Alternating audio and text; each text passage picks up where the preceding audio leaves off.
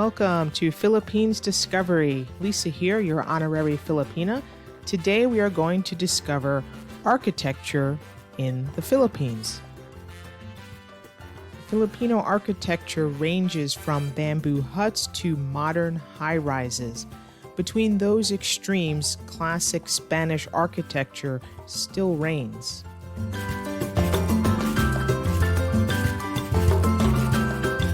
Before the arrival of the Spanish, people lived in small villages along coastlines or rivers. For example, Manila was a riverside fort safeguarded by wooden palisades that protected settlements loosely strung along the Pasig River and the shores of Manila Bay.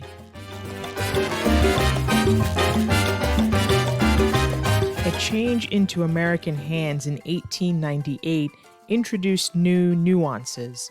In a matter of decades, modern yet mundane international-style buildings made of concrete and glass began to appear in Manila.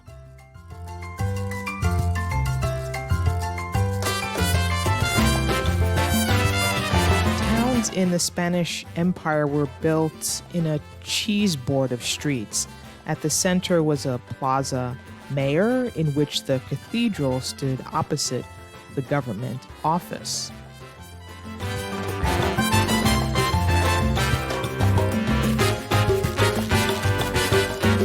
Philippine architecture reflects the country's historical blend of influences from Spain to the United States. A casual observer can see three main stages: an early native hut, the massive Spanish churches, and lately, the modern concrete and glass structures of the city.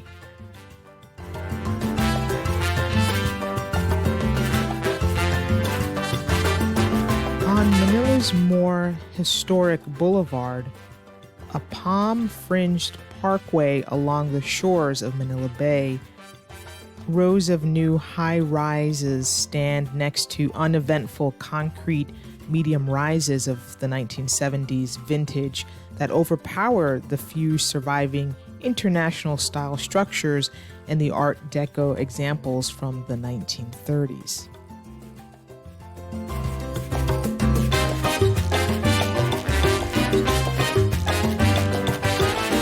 But once you move into the countryside, there you will see nipa huts. They still dominate much of the country, especially on farms and right over the perimeter wall from the country's swankiest beach resorts.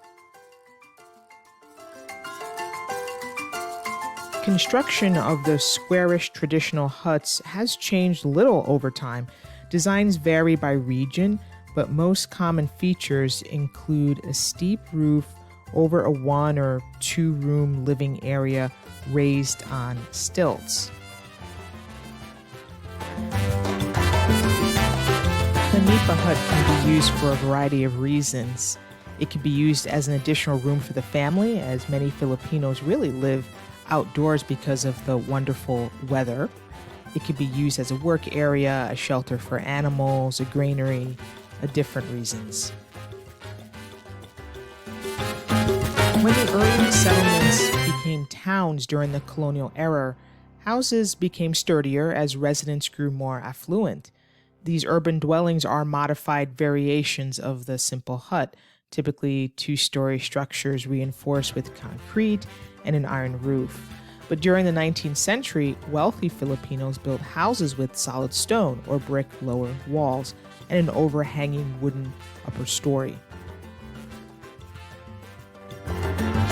So if you ever get to visit the Philippines in person, be sure to stop and admire the varied architectural forms.